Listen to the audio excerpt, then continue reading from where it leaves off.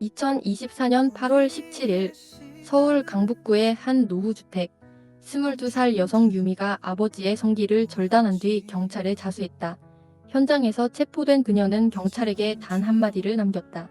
내가 피해자입니다. 8살부터 19살까지 매주 일요일이면 아빠는 그녀를 찾아왔다. 어린 유미는 반항도 저항도 못했다. 그러나 그녀의 이런 사실을 믿어주는 사람은 없었다. 그렇게 유미는 묻혔다. 그러나 결국 칼을 들었다. 하지만 유미는 단순한 피해자가 아니었다. 중학교 2학년. 그녀는 몰래 아버지의 정액이 묻은 휴지를 챙겨 경찰서로 갔다. 처음이자 마지막이 되었던 고발이었다. 하지만 그의 아버지는 검사였다. 신고를 받은 경찰은 그에게 전화를 걸어 이렇게 알려주었다. 그리고 따님 때문에 고생이 많으시겠어요. 그날 이후 그 사실을 알리게 되었던 유미는 아빠에게 끌려갔다. 아버지는 딸을 때리지 않았다. 대신 유미 앞에서 엄마를 무참히 폭행했다. 그건 경고였다. 말하지 마. 아니면 더 큰 어려움을 겪게 될 거야. 그때 아빠는 이렇게 말했다. 예전엔 이 엄마도 너처럼 멍청한 짓을 해서 내가 혀를 잘랐지. 넌 엄마와 같은 잘못을 저지르고 그렇게 되고 싶지 않겠지. 그 말은 엄마가 왜 그렇게 조용했는지를 설명하는 열쇠였다. 엄마는 외면한 게 아니었다.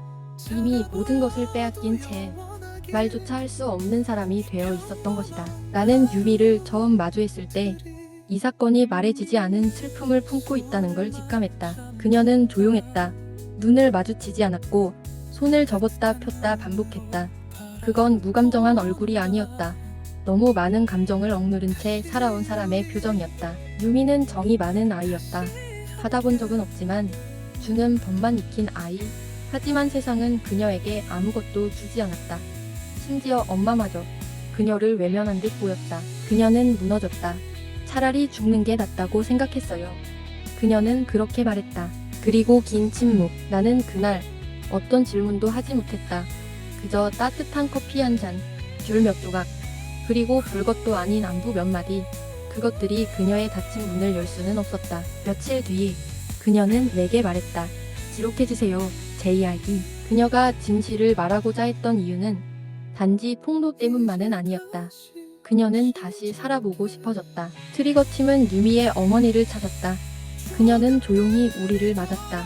처음엔 딸 이야기를 피했지만 딸의 고통과 진실을 알고 결국 무너졌다. 미안해요.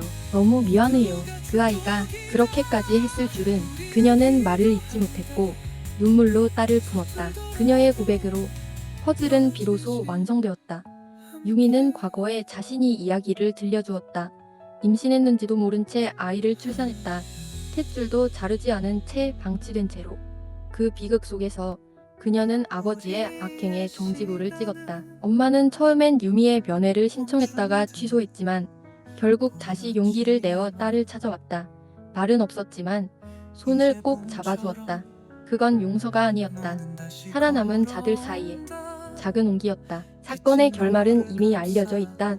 절단된 성기를 치료받던 아버지는 결국 사망했다. 경찰은 유미를 상해치사 혐의로 구속 상태 그 이상의 변화는 없었다. 그러나 그 이후 그녀는 조금씩 다시 살아가려는 노력을 시작했다. 나는 기자였고 그녀는 피해자였다. 하지만 이제 나는 그녀를 피해자라고만 부를 수는 없었다. 그녀는 생존자였다. 생존 그 자체였다. 기자는 기록하는 사람이다. 기억은 희미해지지만 기록은 남는다. 나는 이 기록의 마지막 문장에 조용한 존경을 남긴다.